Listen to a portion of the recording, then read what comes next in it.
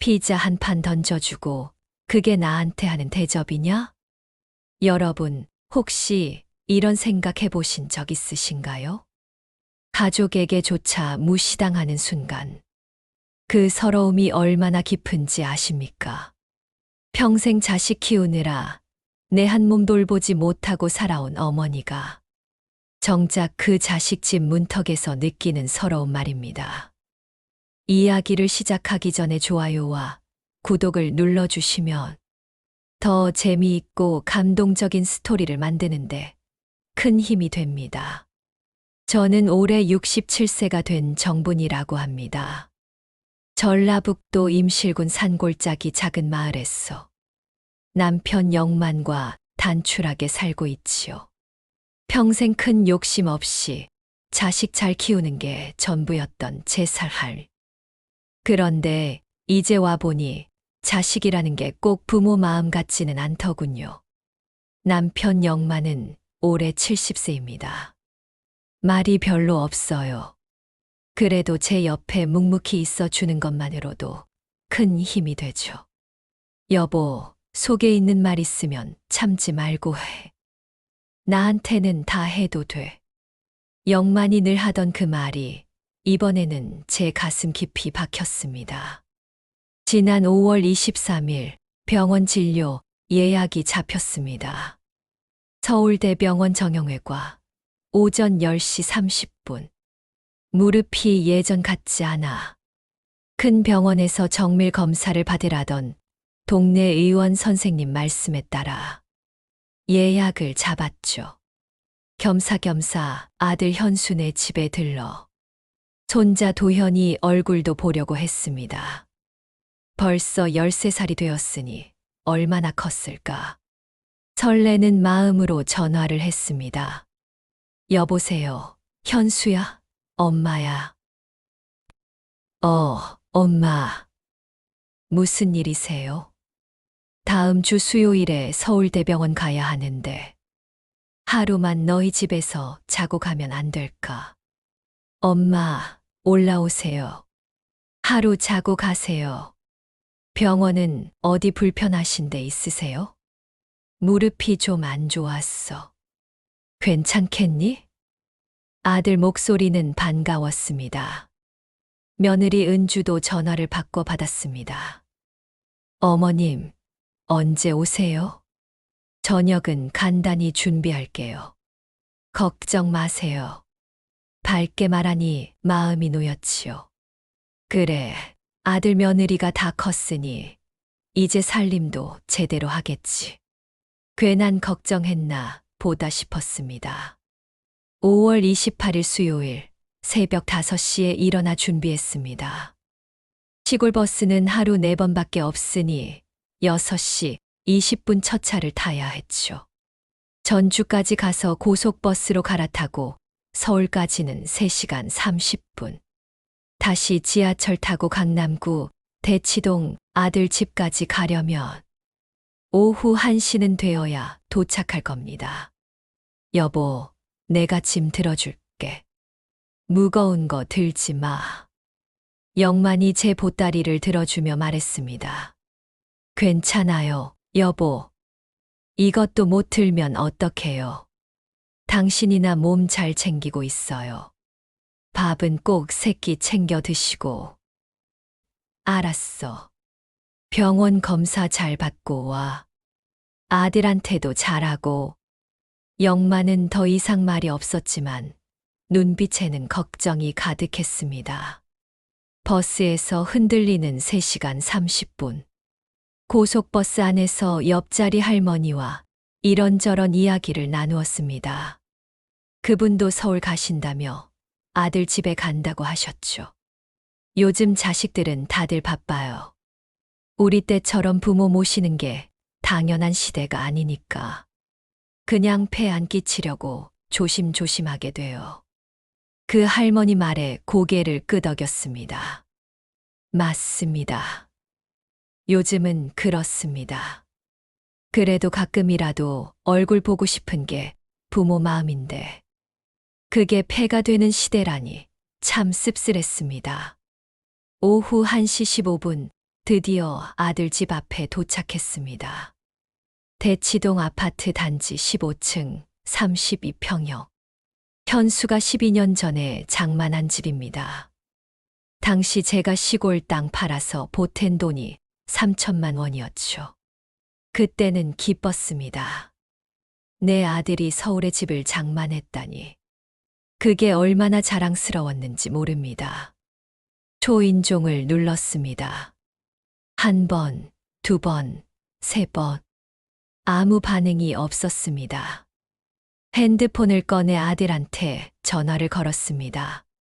현수야, 엄마 지금 도착했는데 집에 아무도 없니?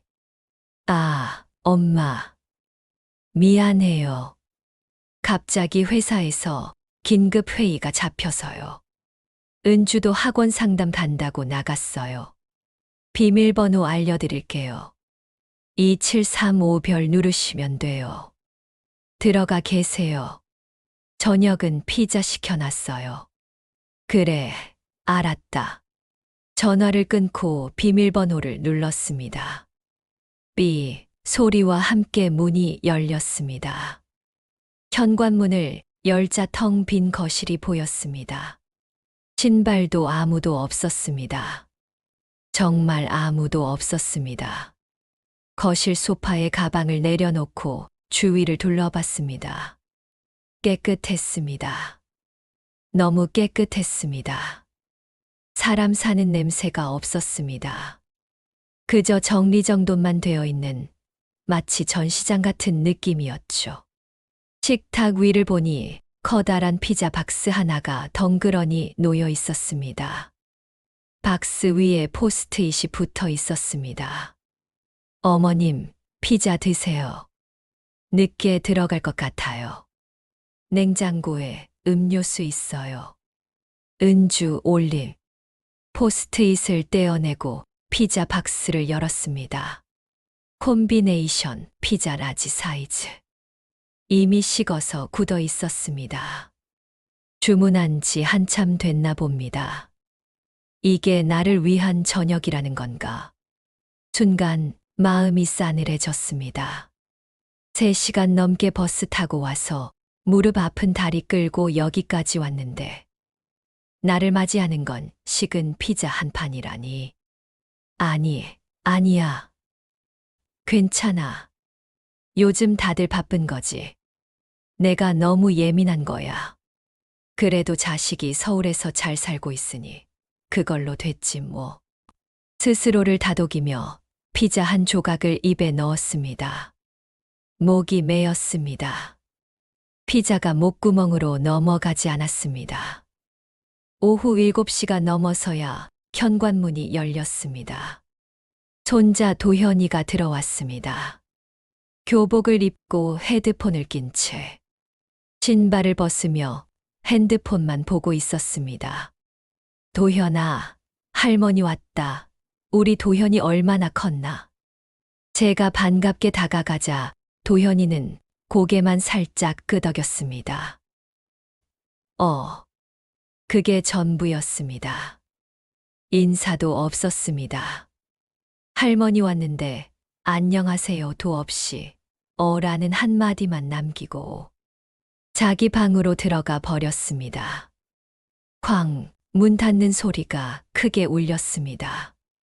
가슴이 답답했습니다. 저렇게 컸구나. 저렇게 무례하게 컸구나. 어릴 때는 그렇게 할머니 하며 따랐던 아이가 이제는 제 얼굴도 제대로 보지 않는구나. 오후 8시 30분 며느리 은주가 들어왔습니다. 어머님, 오셨어요? 아이고, 일찍 도착하셨네요. 저녁은 드셨어요?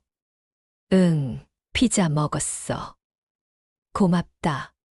피자 괜찮으셨어요? 요즘 도현이가 피자 좋아해서 자주 시켜 먹거든요. 어머님도 좋아하실 줄 알고. 그래, 괜찮았어. 은주야, 고생 많다. 아니에요. 근데 어머님, 오늘 제가 좀 피곤해서요. 먼저 씻고 쉴게요. 편하게 계세요. 은주는 그 말만 남기고 안방으로 들어가 버렸습니다. 문이 닫혔습니다. 또 혼자였습니다.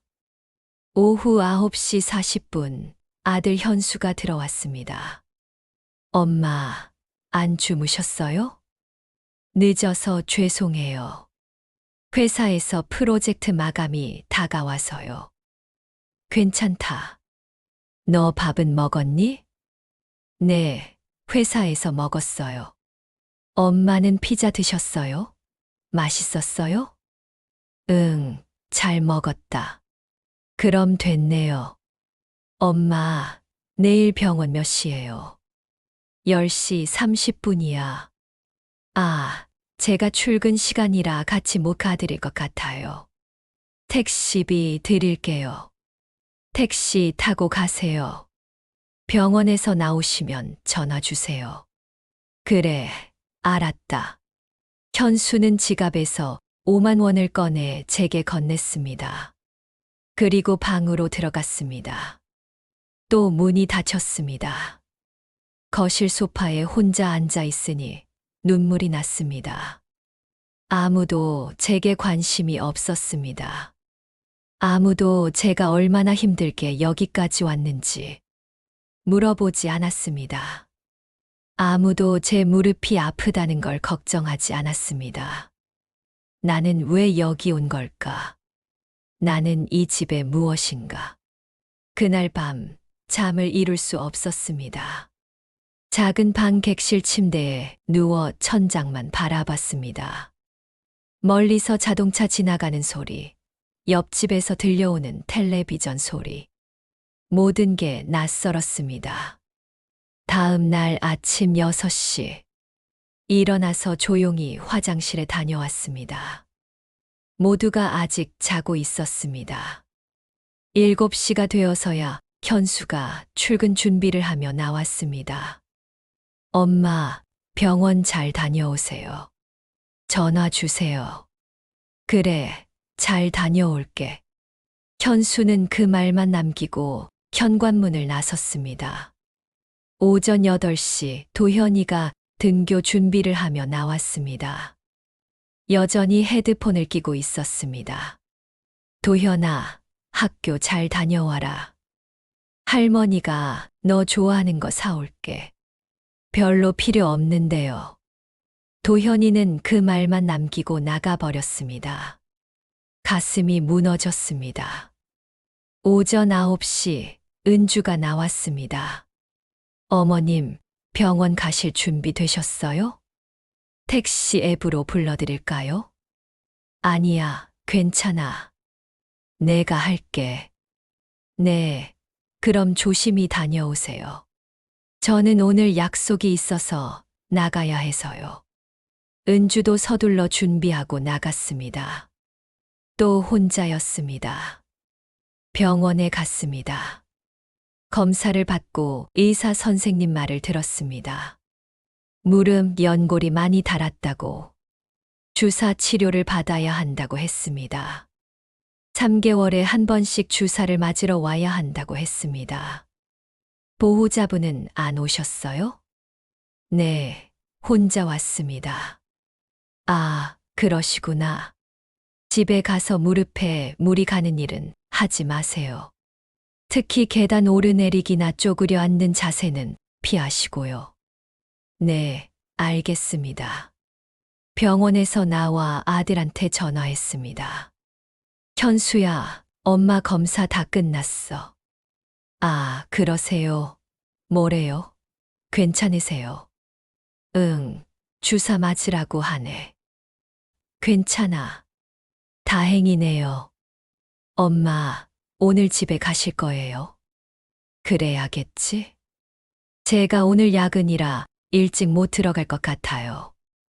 은주도 저녁 약속 있대요. 엄마 혼자 계시기 불편하실 것 같은데. 오늘 내려가시는 게 어때요? 가슴이 철렁했습니다. 결국 나보고 가라는 거였습니다. 하루 더 있으라는 말은 없었습니다. 그래, 알았다. 그럼 오늘 내려갈게. 네, 엄마. 조심히 가세요. 택시비는 제가 보내드릴게요. 전화를 끊고 한참을 서 있었습니다. 병원 앞 벤치에 앉아 한참을 멍하니 앉아 있었습니다. 사람들이 지나갔습니다. 가족끼리 손잡고 걷는 모습, 휠체어를 밀어주는 자식의 모습. 그게 그렇게 부러울 수가 없었습니다. 나는 왜 저런 대접을 받지 못하는 걸까? 오후 2시 아들 집으로 돌아가 짐을 쌌습니다. 어제 먹다 남은 피자가 그대로 식탁 위에 있었습니다. 아무도 치우지 않았습니다. 제가 치웠습니다. 설거지를 하고 거실을 정리하고 제가 잤던 방을 깨끗이 정돈했습니다. 그때였습니다. 안방에서 은주의 목소리가 들렸습니다. 전화 통화를 하고 있었습니다. 언니, 진짜 힘들어. 어제 시어머니 오셨는데 너무 불편해. 뭐랄까, 시골 감성. 그게 있잖아. 자꾸 이것저것 챙기려고 하고, 말투도 그렇고, 도현이도 완전 불편해. 심장이 멎는 것 같았습니다. 아니, 피자 시켜놨는데 뭐 더 해드려야 돼. 요즘 누가 집에서 밥해? 솔직히, 나도 바쁜데. 어차피 오늘 가신다니까 다행이야. 하루만 참으면 돼. 더 이상 들을 수가 없었습니다. 조용히 짐을 들고 현관문을 나왔습니다. 문을 닫는 순간 눈물이 쏟아졌습니다. 지하철을 타고 고속버스 터미널로 갔습니다. 그런데 전주행 버스는 오후 5시 차가 마지막이었습니다. 아직 3시간이나 남았습니다. 터미널 대합실 의자에 앉아 멍하니 있었습니다. 핸드폰이 울렸습니다. 딸 미정이었습니다. 엄마, 오늘 서울 오셨다며? 오빠한테 들었어요. 병원은 어떻게 됐어요? 응, 미정아. 괜찮아. 주사 맞으라고 하네. 엄마, 목소리가 이상한데요. 무슨 일 있으세요? 아니야. 아무 일도 없어. 엄마, 거짓말하지 마세요. 저 지금 강남에 있어요. 거래처 미팅 마치고 나왔는데 엄마 어디 계세요? 제가 갈게요. 이정아. 엄마 어디 계세요? 주소 보내주세요. 결국 미정이가 고속버스 터미널로 왔습니다. 미정이는 제 얼굴을 보자마자 눈물을 글썽이며 안았습니다. 엄마, 무슨 일 있었어요? 오빠네 집에서 뭐 있었어요? 이정아. 더 이상 참을 수 없었습니다. 딸 품에 안겨 펑펑 울었습니다. 터미널 대합실에서 사람들이 지나다니는데도 아랑곳하지 않고 울었습니다. 엄마, 괜찮아요. 다 괜찮아요.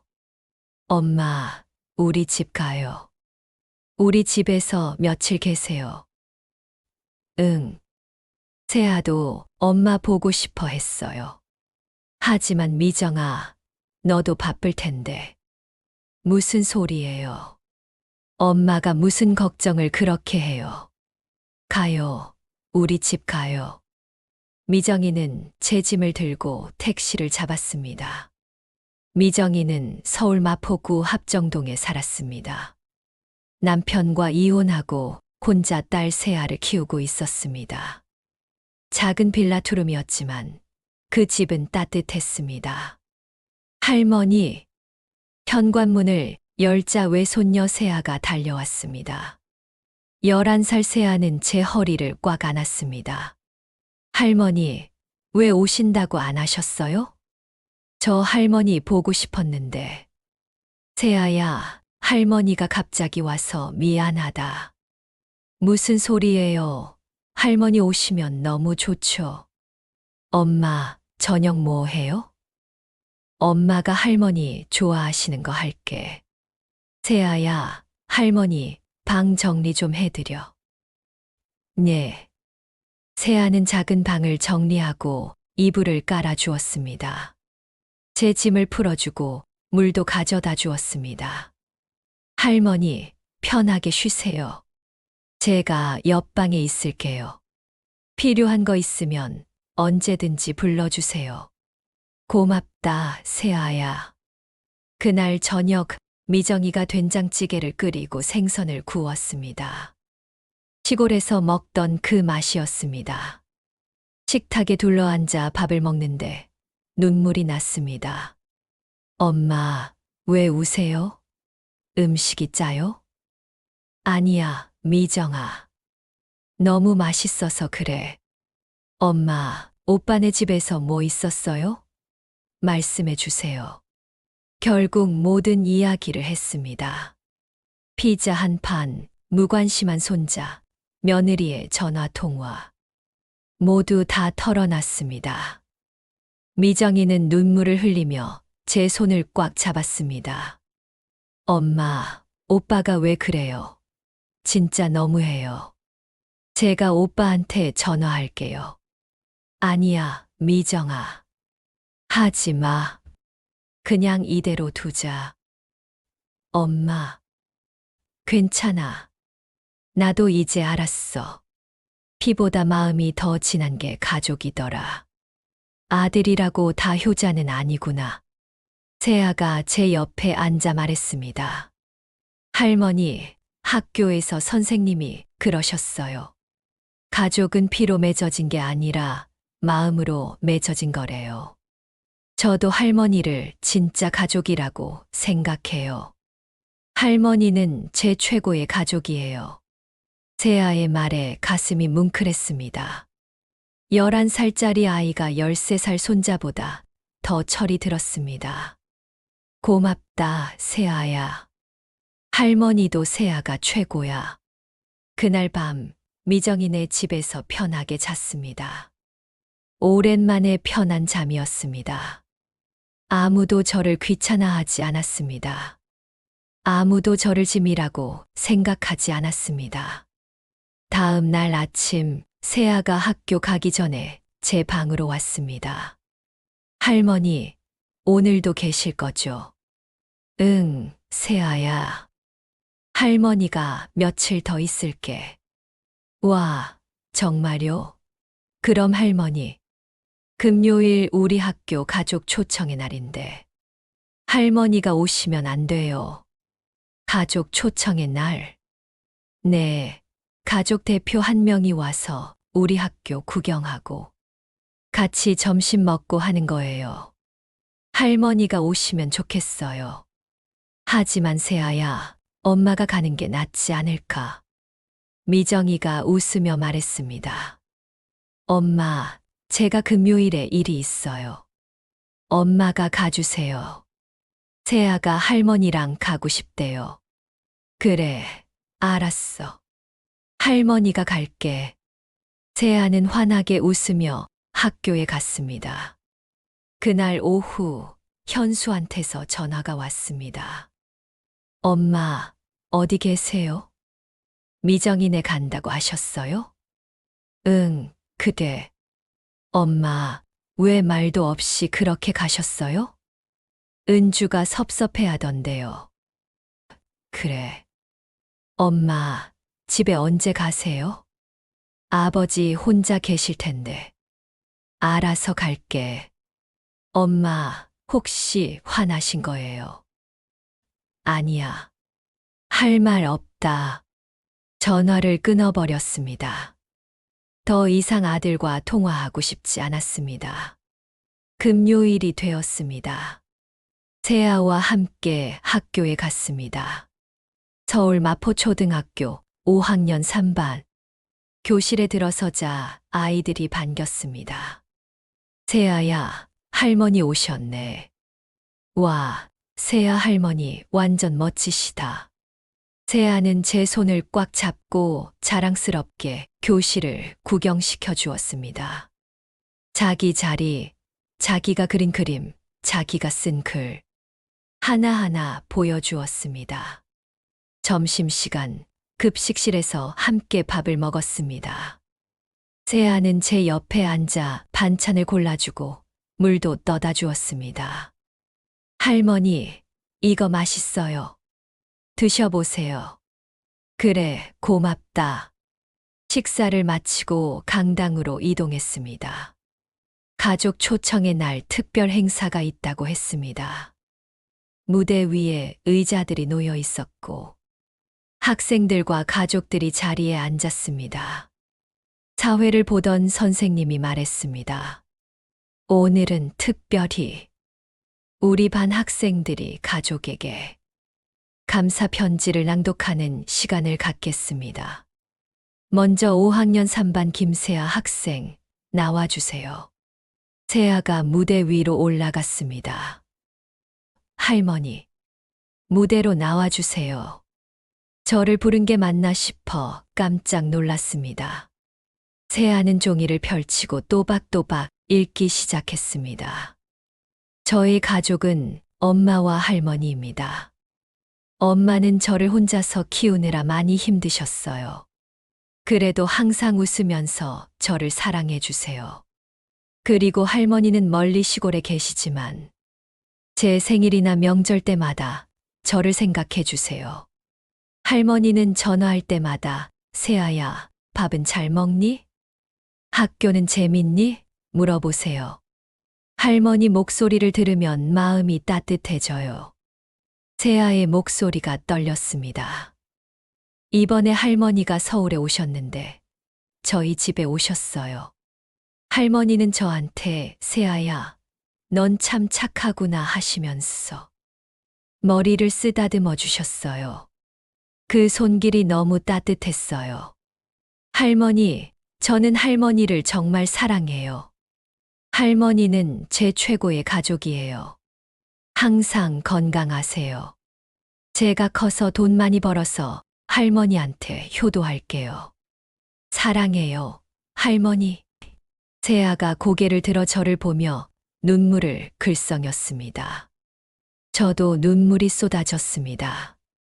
강당에 있던 학부모들도 눈시울을 붉혔습니다. 박수가 터져 나왔습니다. 우레와 같은 박수 소리. 세아는 무대에서 내려와 제 품에 안겼습니다. 할머니, 사랑해요. 할머니도 세아 사랑한다. 그날 오후 집으로 돌아오는 길에 세아가 말했습니다. 할머니, 제가 할머니를 무대에 세운 건요. 할머니가 제 자랑이니까예요. 할머니는 세상에서 가장 멋진 우리 가족이에요. 가슴이 먹먹했습니다. 아들 집에서는 짐이었는데 딸네 집에서는 자랑이었습니다. 같은 사람인데 이렇게 다를 수가 있을까요? 그날 저녁 현수한테서 또 전화가 왔습니다. 엄마, 나 현수예요. 엄마, 집에 언제 가실 거예요? 모르겠다. 당분간은 여기 있을 거야. 엄마, 혹시 저희가 잘못한 게 있으면 말씀해 주세요. 현수야, 너는 잘못한 거 없어. 그냥 엄마가 너한테는 필요 없는 사람인 것 같아서 그래. 무슨 소리예요, 엄마? 현수야, 엄마가 너희 집에 갔을 때 느낀 거 알아? 나는 그 집의 손님도 아니고 가족도 아니더라. 그냥 잠깐 거쳐가는 사람. 피자 한 판이 나한테 하는 대접의 전부더라. 엄마, 그게 됐어. 나도 이제 알았어. 아들이라고 다 효자는 아니구나. 며느리 은주 말 들었어. 시골 감성 힘들다고 하더라. 맞아. 나는 시골 늙은이야. 너희한테 폐만 끼치는 사람이지. 엄마, 오해해요. 은주가 그런 뜻으로.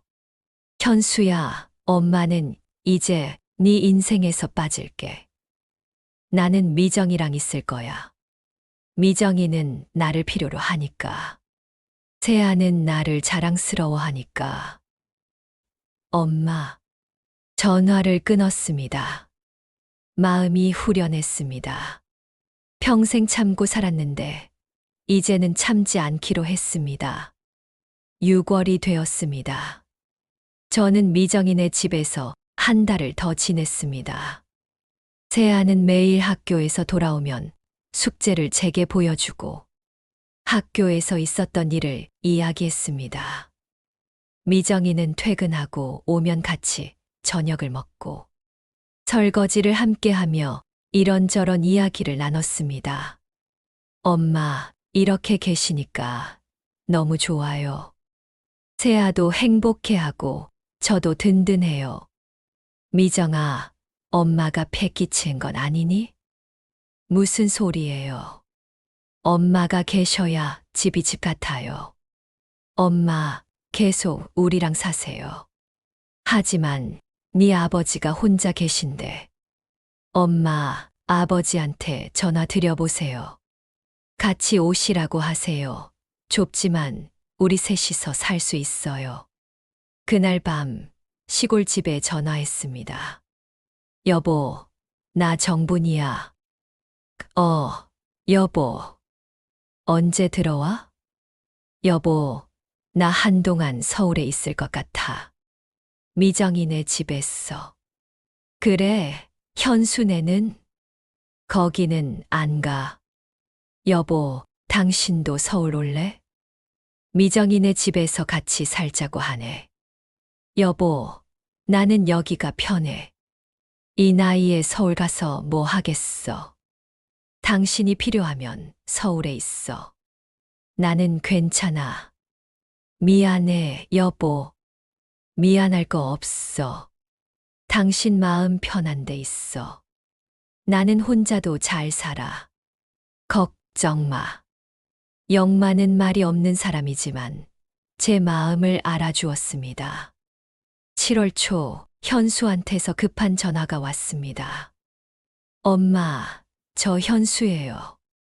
갑자기 회사에서 구조조정이 있어서 제가 명예퇴직 대상이 됐어요. 그래.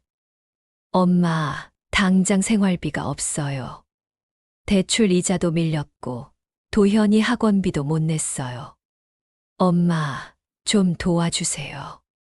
500만 원만 빌려주세요. 침묵이 흘렀습니다. 현수야. 네, 엄마. 엄마한테 피자 한 판 던져주고 그게 대접이라고 생각했을 때 너는 엄마를 500만 원짜리로 봤니? 엄마, 그게 무슨. 엄마가 너희 집에 갔을 때 너는 택시비 5만 원 줬어. 엄마 병원비는 물어보지도 않았지. 엄마 무릎이 아프다는 건 관심도 없었어. 그런데 지금 너는 500만 원이 필요하니까 엄마한테 전화했구나. 엄마, 제발요. 정말 급해요. 집도 넘어갈 것 같아요. 현수야, 엄마가 전에 너 집 장만할 때 시골 땅 팔아서 3천만 원 못했지. 그때는 고맙다는 말 한마디 없더라. 당연하다는 듯이 받았어. 그런데 지금 엄마한테 빌려달라고 하는구나. 엄마, 미안하다. 엄마도 이제 돈이 없어. 미정이 생활비 보태주느라 다 썼어. 엄마, 제발요. 현수야, 엄마도 이제 배웠어. 주는 만큼 받는 게 세상이더라. 너는 엄마한테 피자 한 판 줬으니까 엄마도 너한테 그만큼만 줄게. 전화를 끊었습니다. 손이 떨렸습니다. 마음이 아팠습니다. 그래도 참았습니다. 며칠 후 은주한테서 문자가 왔습니다. 어머님, 제가 잘못했어요. 그때 전화 통화하던 거 들으셨죠? 정말 죄송해요. 제가 너무 철없었어요. 어머님, 제발 저희 남편 좀 도와주세요. 저희 정말 힘들어요. 도현이도 요즘 학교에서 왕따 당하고 있어요. 제발요, 어머니. 문자를 읽고 또 읽었습니다. 마음이 흔들렸습니다. 그래도 아들인데, 그래도 손자인데. 하지만 세아가 옆에서 말했습니다. 할머니, 숙제 봐주세요. 저 오늘 수학 100점 맞았어요. 세아의 환한 웃음을 보니 마음이 정리됐습니다. 제게 진짜로 필요한 사람이 누군지 알았습니다. 은주한테 답장을 보냈습니다. 은주야, 나도 미안하다. 하지만 나는 이제 시골 감성을 가진 늙은이라서 너희한테 도움이 안 될 것 같구나. 너희는 너희끼리 잘 해결하렴. 나는 나를 필요로 하는 곳에 있을게. 그 후로 현수한테서 연락이 끊겼습니다. 며느리한테서도 연락이 없었습니다. 8월 중순 미정이가 말했습니다. 엄마, 세아 생일이에요. 케이크 사다가 집에서 조촐하게 할까요? 그래, 좋지. 엄마가 미역국 끓여줄게. 와, 정말요? 할머니, 미역국이 세상에서 제일 맛있어요. 세아의 생일날, 작은 케이크에 촛불 11개를 꽂았습니다. 세 식구가 둘러앉아 생일 축하 노래를 불렀습니다. 세아야, 소원 빌어. 세아는 눈을 감고 소원을 빌었습니다. 촛불을 후 불어서 껐습니다. 세아야, 무슨 소원 빌었어? 할머니가 우리랑 계속 같이 살게 해달라고요. 할머니 없으면 저 슬퍼요. 눈물이 또 났습니다. 이 아이는 제게 이렇게 큰 위로를 주는데 제 친손자는 저를 거들떠보지도 않았습니다. 세아야, 할머니가 계속 여기 있을게. 약속한다. 정말요. 약속이에요. 그래, 약속이야. 세 식구는 케이크를 먹고 미역국을 먹으며 웃고 떠들었습니다. 가난했지만 행복했습니다. 좁았지만 따뜻했습니다. 9월이 되었습니다. 어느 날 현수한테서 전화가 왔습니다. 엄마, 저 현수예요. 응.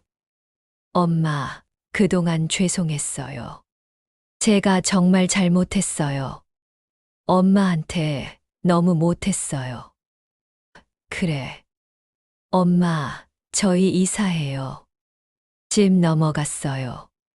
지방으로 내려가요. 작은 빌라 얻어서 다시 시작하려고요. 은주도 파트타임 일 구했어요. 엄마, 정말 죄송해요. 현수야, 잘 살아라. 그게 엄마한테 하는 효도야. 엄마, 엄마는 이제 네 걱정 안 한다. 너는 너대로 살고 엄마는 엄마대로 살게. 엄마, 나중에 제가 다시 일어서면 꼭 엄마한테 효도할게요. 됐어. 그럴 필요 없어. 엄마는 이미 진짜 가족을 찾았으니까. 전화를 끊고 한참을 멍하니 앉아 있었습니다. 미정이가 옆에 앉아 제 손을 잡았습니다. 엄마, 괜찮으세요? 응, 괜찮아. 이제 진짜 괜찮아. 추석이 다가왔습니다. 미정이가 말했습니다. 엄마, 우리 시골 가요. 아버지 혼자 계실 텐데 추석은 같이 보내야죠. 그래, 가자. 아버지한테 미안하다. 9월 27일 추석 전날 시골로 내려갔습니다. 영마는 마당에서 저희를 기다리고 있었습니다. 왔어. 응, 여보. 오래 기다렸지? 아니야. 밥 먹자. 영만이는 말이 없었지만 눈빛은 따뜻했습니다.